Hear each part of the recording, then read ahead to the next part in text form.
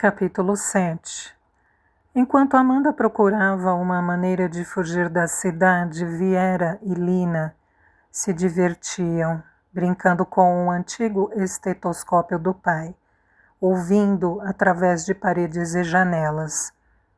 Para Lina, todo objeto inanimado era vivo, e ela estava ali para demonstrar isso.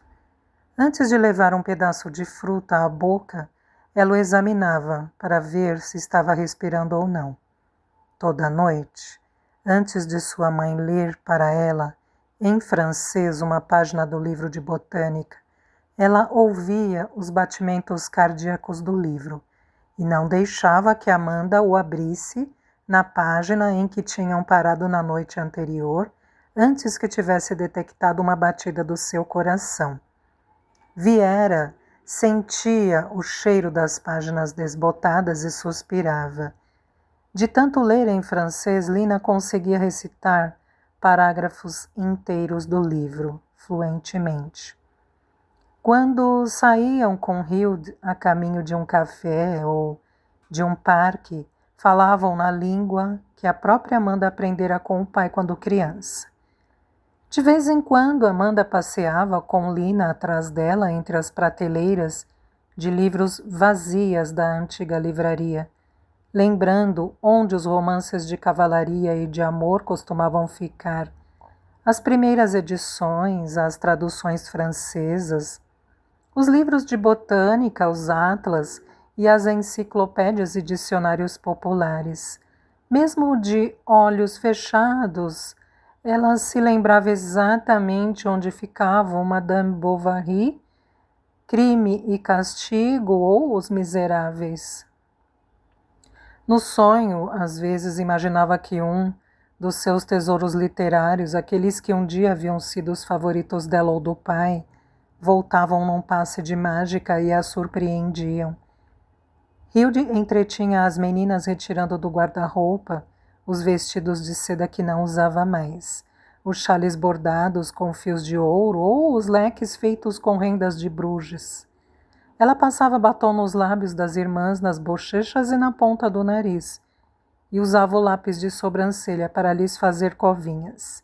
Elas gargalhavam como se fossem felizes, como se Július nunca tivesse ido embora e ainda as colocasse para dormir nas noites quentes.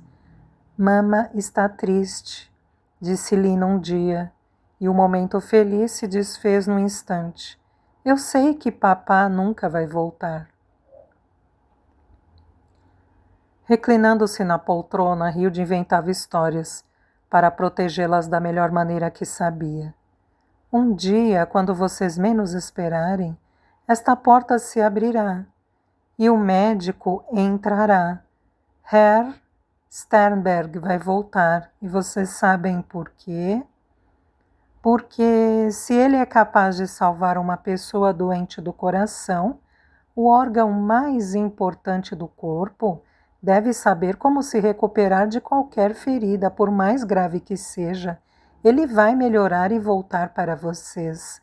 Vamos ver agora o que vocês gostariam de fazer amanhã à tarde. As garotas não responderam. Preferiam não sair, pois se sentiam mais protegidas no apartamento acima do que tinha sido a livraria, longe da rua e dos vizinhos que não gostavam delas. Uma tarde, quando estavam cantando uma velha canção de ninar, que Lina insistia em ouvir, mesmo que não fosse hora de dormir, foram surpreendidas por uma batida na porta da rua. Hilde desceu determinada a descobrir quem estava tentando invadir sua preciosa casa. Amanda a seguiu. A primeira coisa que viu foi a suástica na lapela do homem. Então, Amanda reconheceu o rosto do paciente que havia trocado algumas palavras com ela no escritório do marido. Ela tinha uma memória ainda mais vívida do filho magricela do homem, o menino com os lábios arroxeados. Ela pediu a Hilde para voltar ao andar de cima e ficar com as meninas.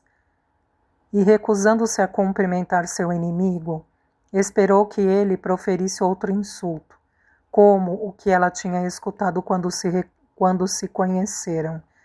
Frau Sternberg trouxe uma mensagem do seu marido. Posso entrar? Ele disse, olhando ao redor, como se quisesse ter certeza de que ninguém o veria, entrar naquele edifício marcado com o sinal da vergonha. Amanda se afastou para ele passar. O homem robusto ainda estava olhando em volta com nervosismo. Não sabia como começar ou como se explicar. Sem dizer nada, retirou um envelope volumoso do bolso, da capa de chuva e estendeu para ela. Amanda não conseguia entender o que aquele homem estava fazendo ali. Se tinha ido pagar uma dívida que, com as novas leis raciais, não seria válida de qualquer maneira, ou se os documentos estariam anunciando que ela seria presa também. Ela o confrontou com seu olhar mais desafiador. O que quer de nós? Ela indagou, ignorando o envelope. Vim ajudar, o homem disse, hesitante. Não precisamos da sua ajuda. O senhor sabe muito bem que meu marido vai estar de volta a qualquer momento. Frau Sternberg, receio dizer que seu marido não vai voltar. Eles ficaram em silêncio por alguns instantes, até que a compostura que Amanda mantivera desde a chegada do homem começou a se dissolver. Lágrimas brotaram em seus olhos, e ela fez um grande esforço para que não deslizassem pelo rosto. O homem ainda tinha a mão estendida, como se insistisse para que aquela mulher teimosa confiasse nele, apesar da grande distância entre eles em termos de raça e, mais importante ainda, de ideologia. Ele era um militante do partido no poder. Ela era uma mulher judia com a aparência de uma alemã. É o mínimo que posso fazer pelo seu marido. Por favor, pegue este envelope. Não preciso do seu dinheiro, Amanda retrucou. Meu filho está vivo graças ao seu marido, insistiu o homem. E como está seu filho? Ela perguntou, a voz ficando cada vez mais fraca. Ela não conseguiria mais encará-lo sem explodir em lágrimas. Não poderá servir ao Führer, mas pelo menos está vivo. O homem respondeu com um sorriso que imediatamente sufocou, sem saber se havia dito a coisa errada. Amanda pegou o envelope. Estava prestes a verificar o que havia dentro quando o homem a interrompeu. Vocês já têm seus passaportes. Sei que não conseguiu vistos para a Palestina, mas consegui autorizações para desembarcarem em Cuba. São passagens de primeira classe, num transatlântico alemão. As passagens estão no envelope. Eu me certifiquei de que tudo esteja em ordem. Com a ajuda do seu marido, consegui localizar o seu irmão em Havana, e ele mandou dizer que está disposto a recebê-las. Não vamos embora sem meu marido, protestou Amanda, percebendo naquele momento que Julius estava planejando a fuga da família havia semanas, talvez meses. Herr Sternberg faleceu há 6 dias. O homem a interrompeu, baixando o olhar e cruzando as mãos, agora vazias na frente dele. Sem levantar a cabeça, ele tentou ver a reação de Amanda. Ainda em silêncio, ela sorriu fracamente. Estava preparada para aquela notícia, não era uma surpresa. Desde o dia em que Julius tinha sido preso, ela sabia que ele não voltaria. Lina também havia previsto isso. A única carta que tinha recebido era uma despedida e ela não precisava de mais nada. Muito menos da compaixão daquele homem, que era tão culpado quanto aqueles que tinham deixado o pai de suas filhas morrer. Tudo o que ela queria era que ele fosse embora, que a deixasse sozinha com aquela tristeza nova e dilacerante, com a qual ela teria que aprender a conviver. Herr Sternberg era um grande homem. Ele me pediu que eu fosse vê-lo e consegui visitá-lo antes do final. A infecção já o consumia, mas ele teve forças para me implorar que ajudasse a esposa e as filhas. Ao ouvir aquele estranho falar sobre o marido no passado, os lábios de Amanda começaram a tremer. Ela os mordeu o mais forte que pôde. Nunca compartilharia seu sofrimento com ele. Os olhos dela também se recusavam a expressar qualquer agradecimento. Ela apenas contava os segundos para ficar sozinha com as filhas e a amiga, e para ler a última carta de Július novamente, quantas vezes pudesse. Só consegui obter 2 autorizações para o desembarque. Herr Sternberg insistiu para que você enviasse as meninas. O St. Louis vai zarpar do porto de Hamburgo ao anoitecer do dia 13 de maio. Você encontrará todas as instruções no envelope. Ele fez uma pausa e depois continuou devagar. É a única maneira de salvá-las. Ele deixou a última frase incompleta, dividida entre o que ele via como seu dever como cidadão e a dívida que tinha com o homem que havia salvado a vida do seu filho. Agora ele era aquele que tinha que proteger os seres de uma raça inferior que seu país pretendia varrer da face da terra. A escória, os vermes, aqueles que estavam desfalcando os cofres da Alemanha, roubando seus empregos, humilhando a raça mais pura que Deus podia ter criado. Houve outro longo silêncio. Quando ele viu que Amanda não estava reagindo, deu um passo em direção a ela. Ela se afastou, todo o seu corpo se agitando. Frau Sternberg, siga as instruções do seu marido. De Hamburgo você deve ir para Paris, no primeiro trem da manhã, e de lá para Limoges. Irá para uma pequena aldeia em Haute-Vienne, onde Frau Claire Duval estará esperando por você. Ela já foi paga por 1 ano, até que possa reencontrar suas filhas. É também uma maneira de ajudar Frau Duval. Como deve saber, ela é viúva e mora sozinha com a filha. Fazia 1 ano que Amanda tivera contato com Claire. O marido dela, que era muito mais velho, tinha sido um grande amante da botânica e compartilhar essa paixão com o pai de Amanda, desde que haviam se conhecido nas colônias. Ele havia morrido vários anos antes.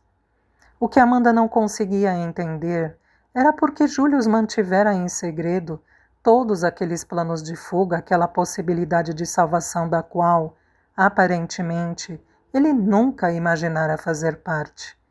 É a melhor coisa que você pode fazer por suas filhas, concluiu o homem com voz sombria. A única coisa. Lançando-lhe um último olhar, ele se virou para a porta e desapareceu. Durante vários segundos, Amanda não se mexeu. Passava rapidamente em sua mente o panorama que se descortinava diante dela. Seria condenada a viver numa pequena aldeia no sudoeste da França, enquanto as filhas fariam o mesmo, numa ilha insignificante do outro lado do Atlântico. Desorientada, ela foi direto para o cômodo dos fundos e procurou, pela primeira vez, as malas às quais o marido havia se referido em sua carta de despedida. Tudo o que ela conseguiu encontrar foi a maleta do médico. Abrindo-a, descobriu que estava cheia de marcos alemães. Ela deixou a maleta onde estava e andou ao redor da sala imersa em pensamentos. Július, o que fizemos? Ela gemeu com amargura enquanto as lágrimas começavam a fluir. Com o coração partido pela sua perda e a ideia de que teria que lançar as filhas num abismo. Sei que sua intenção foi cuidar de nós, mas como espera que eu me separe das minhas filhas, nossos tesouros, nossas pequenas estrelas? Viera é um pouco mais velha, mas Lina... Amanda passou um longo tempo na sala dos fundos da livraria, com a maleta carregada com uma fortuna que não podia comprar a liberdade dela ou das filhas. O tempo estava contra elas. Tinha que prepará-las para uma travessia rumo ao desconhecido. para uma ilha perdida no meio do oceano, longe daquele mundo sombrio. Sim, nessa ilha haverá sol, muita luz e ninguém que se atreverá a depreciá-las. Abraham vai protegê-las, ela repetia para convencer a si mesma. Tentou imaginar o futuro que as filhas teriam numa ilha do Caribe, com um tio cheio de ideias comunistas que confrontava o mundo com raiva, sempre pronto para pegar em armas. Tudo o que ela podia ver era uma nuvem negra e espessa. Ah, Abraham, terei que confiar em você cegamente. Dessa distância que escolha, eu tenho. Ela se lembrou de Abraham com o ímpeto de um jovem guerreiro pronto para se rebelar contra a ordem estabelecida.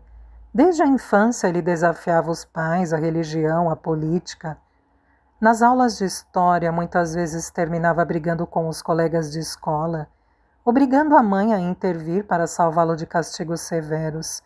O irmão era obcecado por Mayakovsky e fizera o pai comprar todos os livros de poesia desse escritor comunista. Os livros haviam chegado à Alemanha, embrulhados em papel pardo para esconder a capa vermelha. Como estará Abraham agora? Ela se perguntou. Da última vez que o vira, ela não estava nem casada com Julius. Pensando nisso, Amanda finalmente voltou para o andar de cima. As garotas já estavam dormindo e Hilde a esperava sentada à mesa, com uma xícara de chá que começava lentamente a acalmá-la. Elas vão embora, disse Amanda tomando um gole de chá.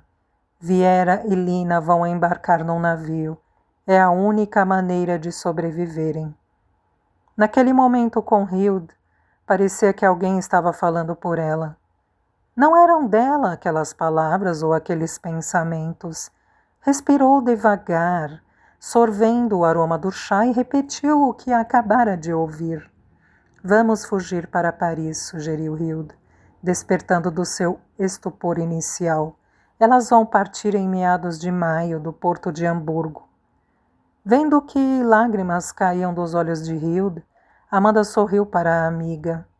Hilde podia dar vazão às suas emoções, podia chorar, gritar, ser confortada em seu lugar, enquanto ela permanecia estoica. Amanda contou que elas deixariam o Jardim das Letras e Berlim para trás, mas não mencionou para onde estavam indo, além de insinuar que seria uma jornada sem volta. Hilde entendeu. Amanda não a abraçou nem permitiu que um único soluço lhe escapasse. Tenho que arrumar as malas. 3. Uma para cada uma das meninas e uma para mim. Nós não precisamos de mais nada. Em seu quarto, ela procurou a caixinha de ébano que o pai lhe dera de presente, detendo-se para olhar o delicado trabalho de marcheteria em madrepérola. Diospyros ebenum, sussurrou, enfiando a caixa na mala, junto com o precioso livro de botânica. Despido de seus livros, o quarto não era nada mais que um espaço vazio e sem vida. Não havia mais nada para ser salvo, nenhuma razão para ficar ali, nenhuma possibilidade de nostalgia. As meninas estão indo para Cuba, explicou ela a Hilde, quando voltou para a sala de jantar. Pelo menos lá poderão ir à escola. Aqui elas não têm permissão para isso e sem livros. O que mais perturbava Amanda era ficar à mercê do desconhecido, da distância, do tempo. Ela se recompôs para consolar a amiga querida.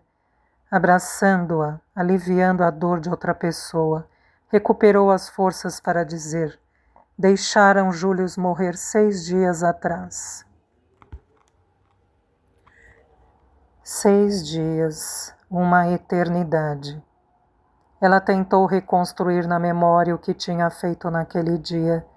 Estava chovendo? Fazia frio? Não. Era um dia ensolarado e ela tinha saído para passear com as meninas. Sim, agora ela se lembrava. Era um lindo dia. Ele teria morrido ao amanhecer ou no meio da noite? Quem teria segurado sua mão ou fechado seus olhos? Quem teria se despedido dele? Quem teria ouvido suas últimas palavras? Nós vamos ficar bem. Július deixou tudo organizado. As meninas ficarão com meu irmão em Cuba e eu ficarei no sul da França, numa chácara com minha amiga Claire, longe das hordas selvagens. Viu? Júlio nos salvou. Ele sempre estará cuidando de nós. Eu me casei com um anjo. As duas mulheres sorriram. A imagem de Júlio cuidando da família lhes deu uma sensação de paz ilusória, mas reconfortante. Agora elas tinham que planejar como manteriam contato e quando Hilde poderia visitá-la. Ah, Hilde, ainda temos tempo para nos despedir, mas precisa entender que isso será um adeus. Ela fez uma pausa dolorosa. Nos encontraremos novamente quando a Alemanha recuperar a razão. Vivemos numa era de trevas, mas você pode ter certeza de que a luz triunfará no final. Ninguém pode viver eternamente na escuridão. Hilde se retirou para o quarto, deixando Amanda sozinha, algo de que ela precisava, desde que começara a aceitar que precisava se separar das filhas. Sozinha, sem ninguém para julgá-la ou sentir pena dela, quando amaldiçoou o ar que respirava e culpou seus antepassados, os pais dos seus pais, por terem feito da Alemanha a terra prometida e desistido de sua vida nômade, para a qual definitivamente haviam nascido. Ela não tinha o direito de deixar raízes. Agora ela, com suas duas filhas, era responsável por finalizar um século de permanência ilusória. Cabia a ela conquistar um novo mundo que seria, tinha certeza, tão hostil quanto aquele que estavam sendo obrigadas a abandonar. Capítulo 8. Os cumprimentos amigáveis desapareceram da fala cotidiana e foram substituídos por um levantar impetuoso do braço direito, acompanhado do clamor de Heil Hitler. Amanda estava completamente apartada de tudo. Os judeus não tinham autorização para usar o telefone, comprar um jornal ou embarcar num bonde. Todos os dias, depois que Hilde ia dar suas aulas, ela saía com as meninas, em busca de um lugar onde comprar pão, queijo, carne, batatas, e perambulava por ruas onde estavam constantemente lutando contra uma maré de pessoas. Ninguém mais caminha, pensava Amanda. Todos marcham ou correm. Nós vamos no nosso próprio passo. Certa manhã, na porta do açougue, viu um grupo espancando o proprietário, que tentava em desespero proteger a cabeça. Seu quipá tinha caído a poucos metros dele. Um jovem começou a chutá-lo, como se fosse uma bola de futebol, saltitando e cantando vitória. — O que estão fazendo com Herr Ross? Perguntou Lina, cheia de medo. Viera começou a chorar. Um homem de chapéu e uma braçadeira com a suástica no braço direito do casaco esbarrou em Amanda. Saiam daqui, não é seguro para vocês. Leve as meninas para casa agora mesmo. Ele ordenou em voz baixa, lançando para Amanda um olhar cúmplice, antes de se juntar ao grupo que atacava o açougueiro. Amanda arrastou as filhas para longe, e dessa vez correram tão rápido quanto os bárbaros, atropelando tudo o que encontravam pela frente, até que por fim encontraram abrigo numa viela que levava a Graumanstrasse. Abrindo um portão de ferro enferrujado que rangia, entraram no pátio de um prédio grandioso, cujos tijolos estavam cobertos de bolor. Com o rosto voltado para o céu, Amanda implorou que um raio de luz a guiasse para longe daquela humilhação. Mais algumas semanas e as meninas pelo menos estarão seguras, ela disse a si mesma, como se fizesse uma oração, um credo, um pedido de perdão por ter trazido 2 seres para aquele mundo turbulento. Era tarde demais. Não havia como voltar atrás. Julius tinha compreendido isso e dedicado seus últimos dias a protegê-las. Ela fechou os olhos e agradeceu. Perguntava-se quem poderia ser aquele homem que lhe alertara no açougue. Devia ser outro anjo enviado por Julius, um bárbaro cujo coração ele tinha resgatado. Ela estava convencida de que Julius havia deixado a cidade repleta de anjos para salvá-las. Depois do jantar, enquanto Hilde recolhia os pratos, Amanda pegou as mãos de Viera e Elina e pediu que prestassem atenção. Só se escutava o barulho da louça na pia. Meninas, o pai de vocês conseguiu um jeito de vocês irem morar algum tempo com meu irmão Abraham, disse ela, não dando tempo para que as filhas retrucassem ou se opusessem à ideia. Temos que fazer o que o papá planejou para nós. Vocês 2 vão primeiro e depois nos reencontramos lá. Lina se voltou para Hilde, esperando que ela interviesse, ajudasse a convencer a mãe a não mandá-las para tão longe, para um tio que não conheciam e que certamente só as aceitara porque não tinha escolha. Mas Hilde se manteve de costas para elas. Quando vamos? Perguntou Viera. Em breve, daqui a algumas semanas. Estou com medo, mama, queixou-se Viera, começando a tremer, os olhos vermelhos. O que fazemos quando estamos com medo?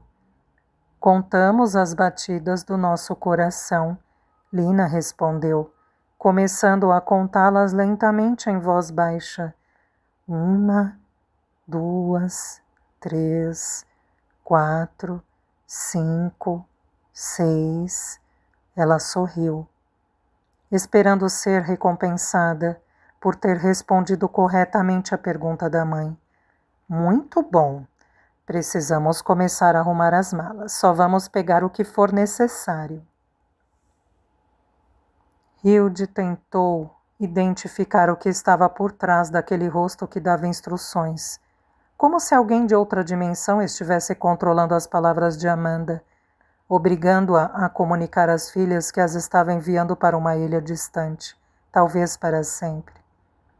Deixou cair um prato e foi surpreendida quando ouviu o som da porcelana quebrando contra o ladrilho da cozinha.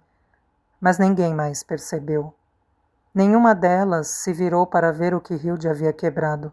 Elas não se importavam. Estavam indo embora. Amanda foi para o quarto com as filhas. Elas se deitaram juntas na cama, as 3 abraçadas, como se fosse a última noite. Só precisavam de tempo. Um dia, vamos visitar a Acrópole.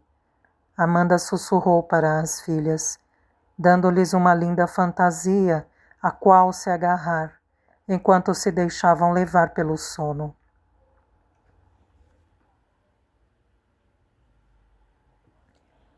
Quando a noite caiu naquela sexta-feira, enquanto acendiam as velas na sala e o jantar estava quase pronto, ouviram uma batida forte na porta da frente, mas nada poderia alarmá-las. Em uma semana, no sábado 13 de maio, estariam partindo. Nada poderia ser pior do que isso. Hilde foi abrir a porta e voltou para dizer que 2 mulheres estavam aguardando no andar de baixo, cada uma com uma prancheta cheia de listas. Amanda desceu com as meninas para o jardim sem livros. Vieram fazer nosso Vermorgensen-Klarum, Hilde disse a ela, incluindo-se de propósito no inventário de bens que todos que deixavam o país tinham de fazer. Uma das mulheres olhou com desprezo para Hilde. Como ela se atreve a se misturar com esse lixo? disse a outra mulher, que explodiu numa risada grosseira. Descer ao nível desta gente. Hilde as ignorou, e Amanda também não esboçou nenhuma reação. Ela se sentia protegida pelo vazio à sua volta. Não havia nada de valor para que colocasse em seu inventário, nada que quisesse salvar de seu inventário. Ladeada pelas filhas e pela amiga em meio às prateleiras vazias do que outrora fora o jardim das letras, ela se sentia segura, enquanto as mulheres saqueavam um passado que ela não tinha mais nenhum desejo de proteger. A tímida primavera tinha finalmente chegado a Berlim, e os cartazes com a grandiosa ode à perfeição lançavam sua sombra sobre as pálidas flores. Para Amanda, que dava uma volta pelas ruas para se despedir da cidade, que um dia acreditara ser dela, as estações haviam desaparecido. Ela se perguntava por que as limeiras da Unter den Linden ainda não estavam florescendo. Na última noite, elas tinham jantado em silêncio, sob a trêmula luz âmbar das velas. Ao pé da escada estavam as 3 maletas. Hilde tinha trazido algumas etiquetas de sua última viagem a Paris, e com as meninas colara-as à bagagem. Hotel Bellevue, Lina leu. É um palácio? Um palacete no centro da cidade mais bonita da Europa, que está cheio de palácios sem princesas. Vocês podem ser as primeiras. O carro deveria chegar muito cedo na manhã seguinte, para levá-las ao porto de Hamburgo. Hilde certificou-se de que os documentos das meninas estavam em ordem, que não tinham se esquecido das autorizações de desembarque, das passagens de primeira classe, dos passaportes com a orgulhosa águia escurecida por uma suástica. Amanda, pelo contrário, estava esperando que houvesse algum erro, algo de que tivessem se esquecido, um deslize que iria salvá-la da culpa que carregaria pelo resto da vida. Naquela noite, as meninas dormiram em paz, na expectativa da viagem. Amanda e Hilde ficaram acordadas, atentas ao frágil sono daquelas criaturas inocentes. Capítulo 9. Ao nascer do sol daquela manhã de sábado, a última que veriam em Berlim, elas se prepararam para a fuga. Não havia como voltar atrás. Amanda apertou as mãos de Hilde e sorriu seu sorriso mais doce. Inclinando a cabeça, olhou nos olhos da amiga e abraçou-a. Você sempre estará comigo, minha amada amiga, murmurou. Muito obrigada. Tem certeza de que não quer levar as garotas com você para Paris? Eu tenho que protegê-las, Hilde. Temos que fugir daqui. Talvez nem um oceano seja suficiente para salvá-las desta barbárie. Vou poder escrever a você? Melhor não, Hilde, melhor não. Este é o nosso adeus. O que será de nós, Amanda? Perguntou Hilde, a voz começando a fraquejar. Eles vão pagar por isso, Hilde. Nós todos vamos. Como você disse uma vez, eles começam com os livros e terminam com as pessoas. A Alemanha não é o que foi um dia.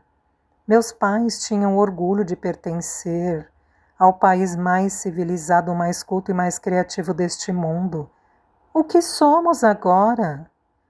O pior é que os anos vão passar e ainda estaremos pagando pela culpa de outras pessoas.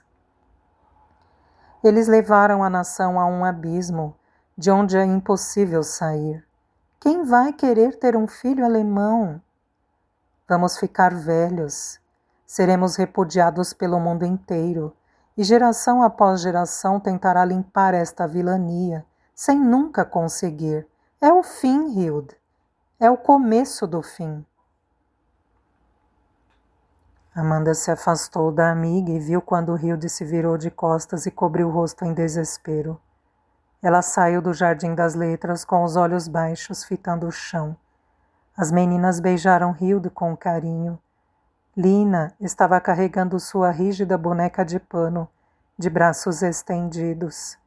Viera tinha um lenço de cabeça florido amarrado no pescoço. Ansiosas para embarcar em sua nova odisseia, elas se sentaram no banco de trás do carro.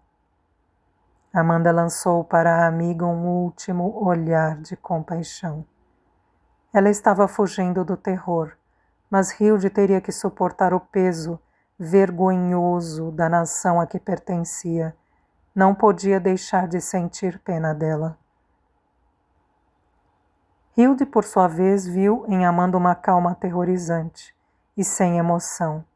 Ela parecia tão leve quanto alguém que já não existia ou que partia deste mundo. Como você se sente?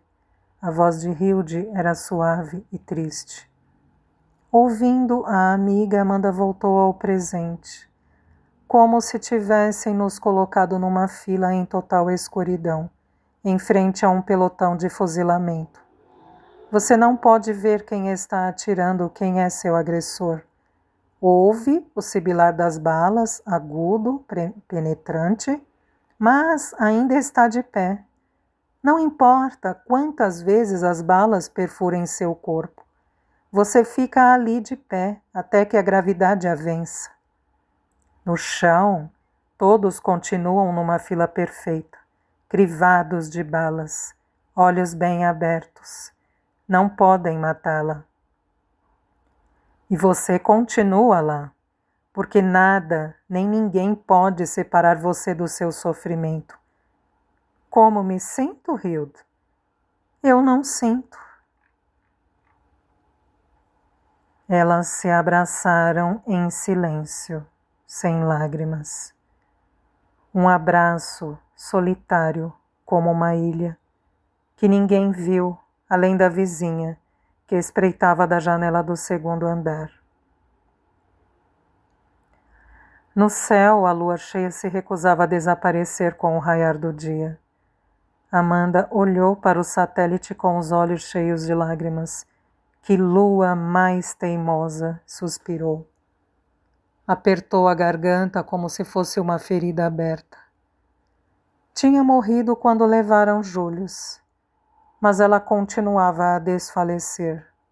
Quantas mortes mais ainda me aguardam? Se perguntava. Quando Amanda ia entrar no carro, esbarrou num soldado que passava. O que importava? As meninas já estavam no banco de trás, e Hilde estava trancando o Jardim das Letras, fechando a porta de uma época gloriosa. Amanda subiu no carro, que partiu, enquanto as meninas acenavam freneticamente. Hilde permaneceu em pé na porta da livraria por alguns segundos. Em seguida, partiu na direção oposta, os olhos cheios de uma fúria velada. Elas a viram andar lentamente, mas sem nunca chegar à esquina, como se ela e o carro estivessem suspensos no tempo. Então, Amanda viu Hilde se tornando uma silhueta escura, que aos poucos foi se desvanecendo. Respirou fundo para que na vertigem da fuga pudesse manter a essência da amiga na memória. Em Havana não vamos precisar usar casaco, sussurrou Lina. Há tanto sol que às vezes a noite nunca chega. Consegue imaginar isso? Viera sorriu, o olhar fixo nos olhos da mãe, cheios de lágrimas.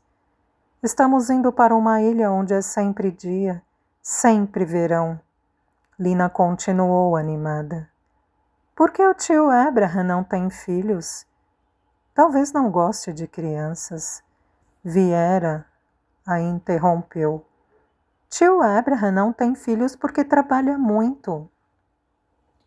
Então ele não vai ter tempo para nós, disse Viera, ainda observando os olhos ausentes da mãe, sua respiração agitada, os lábios trêmulos e as pálpebras contraídas, o jeito como ela abria e fechava os punhos num desespero contido. Mama! Foi tudo o que ela disse, tentando despertá-la da letargia. Amanda estava imersa na dúvida. Nunca deveria ter seguido as instruções daquele bárbaro que a menosprezara no consultório do marido. Ele tinha feito tudo o que podia para salvar o filho, entregando-o a um médico de uma raça inferior, para que seu coração continuasse bombeando sangue. E agora ela tinha que se desfazer das suas filhas. Que tipo de mãe era ela, para se deixar ser enganada por um homem cujo único objetivo era arrebatar dela as filhas e as filhas de sua ideia absurda de nação? Mama! Gritou Viera. O que estamos fazendo aqui? Disse Amanda, reagindo por fim. Aonde estamos indo? Para Cuba, mama. Tio Abraham está esperando por nós. Lina respondeu não muito convencida. Naquele instante, o rosto de Amanda clareou e ela sorriu. As meninas soltaram um suspiro de alívio, mas Lina ainda não tinha certeza. Sentia que a mãe tinha tomado uma decisão que mudaria a vida delas para sempre. Uma decisão que ainda não podia definir. Talvez ela tivesse decidido que era muito arriscado enviá-las sozinha para uma ilha onde o verão era escaldante. Ou talvez a mãe delas é que partiria no navio para comprovar se o tio Abraham ficaria realmente feliz em recebê-las. Talvez ela e Viera é que acabariam na chácara da França, cercada por ovelhas enquanto esperavam pelo sinal de resgate da mãe. Lina tinha suas suspeitas, mas o futuro imediato era incerto, e ela não era capaz de decifrá-lo. Lina tentou contar as batidas do seu coração, de Viera e a da mãe, para sincronizar aqueles silêncios tão necessários para repelir o medo, como o pai lhe ensinara.